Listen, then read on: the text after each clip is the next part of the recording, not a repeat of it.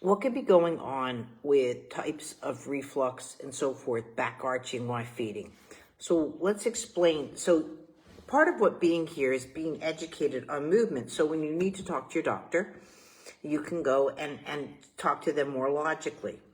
I'm glad you took the video. The videos are really powerful because our kids never act like the way they're supposed to when you put them in front of the doctors. All of a sudden they're like, good eye contact. Meanwhile, they don't look at you. And doctors don't look at behavioral. Doctors look at medical, failure to thrive. So that's the language you have to talk about. How often your feeds are, how little feeds actually getting through. But I want to explain first of all, so when a baby is nursing, the nursing is done tip of the tongue, right? And forward. They're going to the right, they're going to the left, but they're bilateral feeding, meaning they're feeding both sides, but they go to the food. So the suck is different. When you're bottle feeding, they now have to prevent the fall of milk. So they're sucking, yes, but they're preventing the fall. So it's that. So the breath swallow ratio somehow is off. That's apparent. Okay, having acid reflux like Sanders is a real severe type of acid reflux, heartburn. Barrett's esophagus would come down a notch. You can also have eosinophilic esophagitis. Eosinophils are meant to stay below the stomach. When they come above, they can actually, if there's so many, they colonize on the esophagus, right? Making them visible by the human eye. And they look like little white zits. And what that zit is, so you have the esophagus layer and you have the mucus layer, right? Well, the zit comes through, right? And so that now gets burned by stomach acid. And that could be my son had EE, or eosinophilic esophagitis. Yeah, say that 10 times fast. So by the way, guys, I'm a movement specialist, not a doctor. Everything that I'm telling you is from personal experience and going through it with my own child, which is very important. So reflux usually comes after the event. Like, I don't eat something and immediately, unless I'm having an allergic reaction. So to have immediate that I cannot digest or even put. So most people think of allergic reaction is like a topical, like I touch something and I break out, a hive or something, which can be, but it's also can happen anywhere inside the body.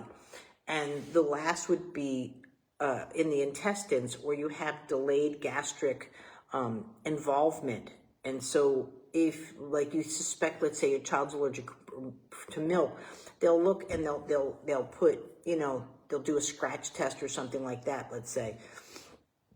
But what they also do, if a child's severe, they'll do what's called a patch test. So they're putting the proteins of the milk in a little petri dish, in a sense, and they tape it to your child's body for 48 hours. You wipe it off, and then 72 hours, read it. If it's still red, and how red it is, that means by having that there for a while. And that's where you see things like Crohn's disease and things like that, where you have that delayed sensitivity, celiac disease. So you don't react to wheat here topically, but by the time it hits your guts.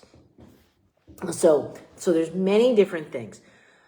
You could have structural issues within the esophagus. You can have laryngomalacia.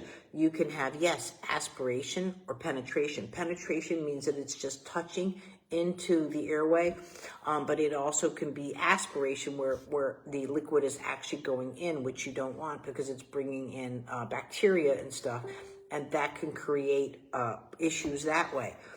So the first thing is, first of all, if you feel your child is not eating properly, the ER is that way. Our babies can't handle the settling down. The second thing is too, yeah, you can try different bottles, but I would actually, instead of flat-backed, right? Because everything right now, and especially when the child's fighting and if the nipple is going into the mouth, they will choose breath over swallow. So if they feel that they're choking, gagging, whatever is their response, and again, let's say I take a drink, right? I can go, excuse me, and clear my throat. Babies can't do that. So they choke, gag, vomit. having your baby in a much smaller bottle and bringing it to the side might be because your baby can be tongue-tied. There are lots of things that can be going on. Don't look to diagnose. And I say this for a reason. What I'm giving you is a different avenues of troubleshooting to talk about with your doctors.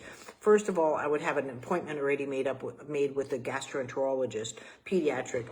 And if you can't get an appointment right away, because again, guys, these are busy, and if they're good, they're going to be months out, not like next day. And if you can't get in, you call the office manager, explain, boo-hoo, do whatever it takes. Listen, I've already calculated I can be there within 45 minutes. I'm waiting by the phone. If you have a cancellation, I'll be there.